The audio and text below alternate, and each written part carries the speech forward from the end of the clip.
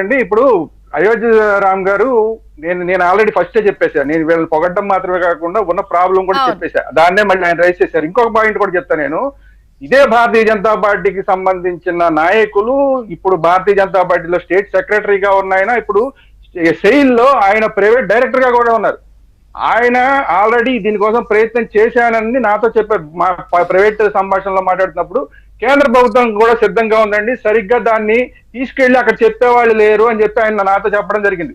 So ఇది కూడా జరిగే అవకాశం చాలా స్పష్టంగా ఉంది. అక్కడ డైరెక్టర్ ఉన్నారు కాబట్టి, మన వాళ్లే ఉన్నారు, అది కూడా విశాఖపట్నం ఆయన ఉన్నాడు కాబట్టి అది జరిగే అవకాశం ఉంది. దీన్ని సరైన విధానంలో జనరల్ సెక్రటరీ సరైన విధానంలో ప్రధానమంత్రి గారి దగ్గరికి చంద్రబాబు నాయుడు గారు, పవన్ కళ్యాణ్ గారు తీసుకెళ్తే కనుక జైల్లో కలపడం కూడా అయిపోయే అవకాశం చాలా దగ్గరలో ఉంది. ఇది వాళ్ళ ప్రయత్నం మీద ఆధారపడి ఉంది.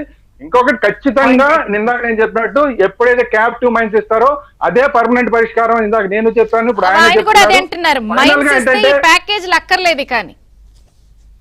అవసరం ఉండదు. ఇప్పుడు అంటే అసలు ఇవన్నీ లేకుండానే మంచి క్వాలిటీ ఇస్తుందండి. అసలు కాంపిటేటివ్ మంచి క్వాలిటీ ఇచ్చేది RINL మొత్తం దేశంలోనే. అది కాకుండా మంచి పోర్టు, ఎందుకంటే సీ పోర్ట్ ఉన్నది ఇక్కడ మాత్రమే ఉన్నది, ఇంకెక్కడా లేదు. ఇన్ని అవకాశాలు ఉన్న దాన్ని ఎవ్వరు కూడా చేజార్చుకోవాల్సిన పని చేస్తే కనుక అది చాలా పొరపాటు అవుతుంది. ఇంకోటి ఏంటంటే కొంతమందిని ఇంకా రిక్రూట్ చేసుకోవాల్సిన అవసరం ఉందన్నారు. ఎట్టి పరిస్థితుల్లో చేయాలి. దీంతో పాటు వాళ్ళు కూడా కొంచెం సరిదిద్దుకోవాల్సింది ఏంటంటే, అందరూ బయట మాట్లాడుతున్నది చాలా మంది అక్కడ కేవలం అక్కడ థంబ్ ఇంప్రెషన్ వేసేసి బయటికి వెళ్ళిపోతారు. వాళ్ళ హక్కుల గురించి కానీ బాధ్యతాయుతంగా లేరన్న విమర్శ గట్టిగా ఉంది.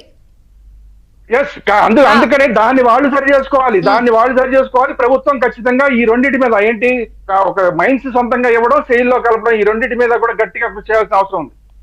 చంద్ర గారు లాస్ట్ పాయింట్. చంద్ర గారు పాలిటిక్స్ కి అతీతంగా విశాఖపట్నం ఉక్కు గురించి, విశాఖపట్నం స్టీల్ ప్లాంట్ గురించి అందరం ఆలోచన చేస్తున్నాం, అందరం ఆలోచన చేయాల్సినటువంటి అవసరం ఉంది కూడా అని చెప్పి నేను ఒకసారి చెప్తున్నాను. ఎందుకంటే గత ప్రభుత్వం అన్నిట్లోనూ పాలిటిక్స్ వద్దనే ఇందాక నేను క్వశ్చన్ అడిగాను. పోలవరం గానీ, అమరావతి గానీ ఏ విషయాల్లోనూ పాలిటిక్స్ వద్దు,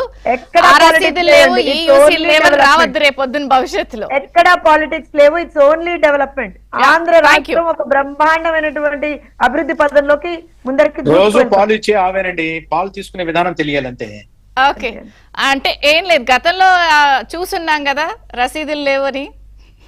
అదంతా కూడా క్రమశిక్షణ అనేది ఉండాలి, ఫైనాన్షియల్ క్రమశిక్షణ.